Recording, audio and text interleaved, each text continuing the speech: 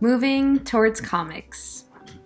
In this summer arts program, co-taught by Sabina Kariat, an illustrator, animator, and comics artist, and Nico Maimon, or me, a performance and movement artist, we will bring together two art forms that don't often live together, but have surprising connections: movement and visual art.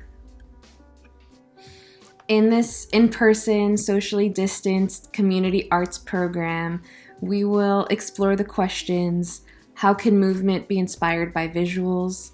How can visual art be inspired by dance? And how can these two art forms coexist? Hi everyone, my name is Sabina and I will be teaching the Performing Arts Workshop Powerhouse program called Moving Towards Comics.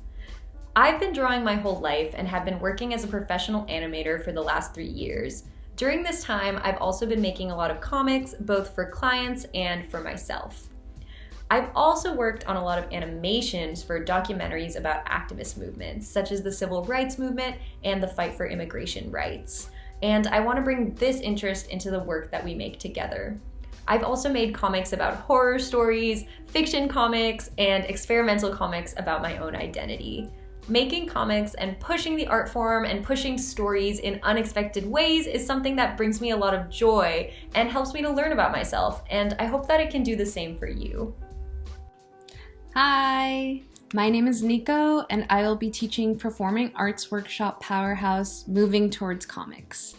I've been dancing pretty much since I could walk, and I'm a firm believer that everyone's a dancer and everything's a dance. I especially love using dance and movement to foster community, heal, and as a tool for joy and resilience, and to make change. My favorite projects have been those who were created collaboratively with dear friends of mine. A recent work comes to mind that I performed last January. My friends and I connected over a shared interest in queer intimacy and the relationship between the camera and body.